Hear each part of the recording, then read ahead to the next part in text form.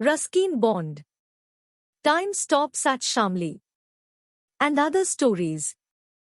The funeral. I don't think he should go, said Aunt M. He's too small, conquered Aunt B. He'll get upset and probably throw a tantrum. And you know Padre Lal doesn't like having children at funerals. The boy said nothing. He sat in the darkest corner of the darkened room, his face revealing nothing of what he thought and felt. His father's coffin lay in the next room. The lid fastened forever over the tired, wistful countenance of the man who had meant so much to the boy. Nobody else had mattered, neither uncles nor aunts nor fond grandparents, least of all the mother who was hundreds of miles away with another husband. He hadn't seen her since he was 4, that was just over 5 years ago, and he did not remember her very well. The house was full of people, friends, relatives, neighbors. Some had tried to fuss over him but had been discouraged by his silence, the absence of tears. The more understanding of them had kept their distance. Scattered words of condolence passed back and forth like dragonflies on the wind. Such a tragedy. Only 40. No one realized how serious it was. Devoted to the child. It seemed to the boy that everyone who mattered in the hill station was present. And for the first time they had the run of the house, for his father had not been a sociable man. Books, music, flowers and his stamp collection had been his main preoccupations.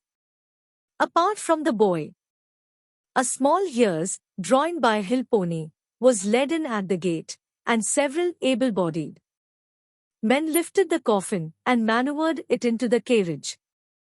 The crowd drifted away. The cemetery was about a mile down the road, and those who did not have cars would have to walk the distance. The boy stared through a window at the small procession passing through the gate.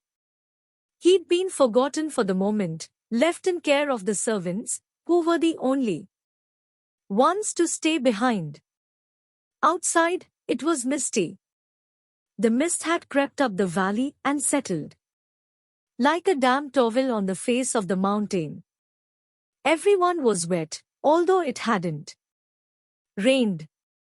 The boy waited until everyone had gone, and then he left the room and went out on the veranda.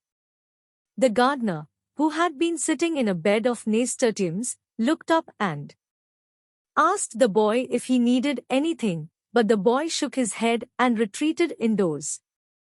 The gardener, looking aggrieved because of the damage done to the flower beds by the mourners, shambled off to his quarters. The sahib's death meant that he would be out of job very soon. The house would pass into other hands, the boy would go to an orphanage. There weren't many people who kept gardeners these days. In the kitchen, the cook was busy preparing the only big meal ever served in the house. All those relatives, and the padre too, would come back famished, ready for a somber but nevertheless substantial meal. He too would be out of job soon, but cooks were always in demand. The boy slipped out of the house by a back door and made his way into the lane, through a gap in a thicket of dog roses. When he reached the main road, he could see the mourners wending their way round the hill to the cemetery. He followed at a distance. It was the same road he had often taken with his father during their evening walks. The boy knew the name of almost every plant and wildflower that grew on the hillside. These, and various birds and insects, had been described and pointed out to him by his father. Looking northwards, he could see the higher ranges of the Himalayas and the eternal snows. The graves in the cemetery were so laid out that if their incumbents did happen to rise one day, the first thing they would see would be the glint of the sun on those snow-covered peaks. Possibly the site had been chosen for the view. But to the boy it did not seem as if anyone would be able to thrust aside those massive tombstones and rise from their graves to enjoy the view. Their rest seemed as eternal as the snows. It would take an earthquake to burst those stones asunder and thrust the coffins up from the earth. The boy wondered why people hadn't made it easier for the dead to rise.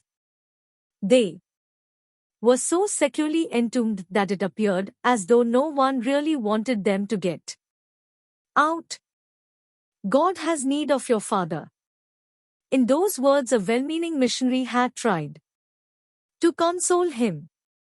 And had God, in the same way, laid claim to the thousands of men, women and children who had been put to rest here in these neat and serried rows? What could he have wanted them for? Of what use are we to God when we are dead? Wondered the boy. The cemetery gate stood open, but the boy leant against the old stone wall and stared down at the mourners as they shuffled about with the unease of a batsman about to face a very fast bowler. Only this bowler was invisible and would come up stealthily and from behind. Padre La's voice droned on through the funeral service, and then the coffin was lowered down, deep down. The boy was surprised at how far down it seemed to go. Was that other, better world down in the depths of the earth? How could anyone, even a Samson, push his way back to the surface again? Superman did it in comics, but his father was a gentle soul who wouldn't fight too hard against the earth and the grass and the roots of tiny trees. Or perhaps he'd grow into a tree and escape that way. If ever I'm put away like this, thought the boy, I'll get into the root of a plant, and then I will become a flower, and then maybe a bird will come and carry my seed away. I will get out somehow. A few more words from the padre, and then some of those present threw handfuls of earth over the coffin before moving away. Slowly, in twos and threes, the mourners departed. The mist swallowed them up. They did not see the boy behind the wall. They were getting hungry.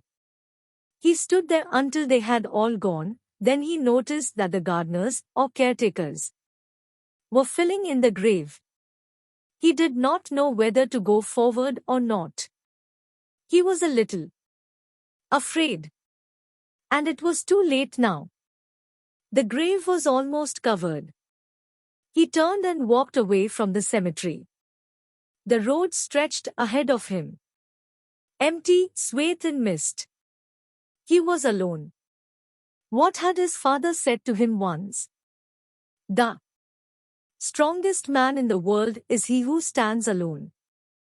Well, he was alone, but at the moment he did not feel very strong. For a moment he thought his father was beside him, that they were together on one of their long walks. Instinctively he put out his hand, expecting his father's warm, comforting touch. But there was nothing there, nothing, no one. He clenched his fists and pushed them deep down into his pockets. He lowered his head so that no one would see his tears. There were people in the mist, but he did not want to go near them, for they had put his father away. He'll find a way out, the boy said fiercely to himself. He'll get out somehow.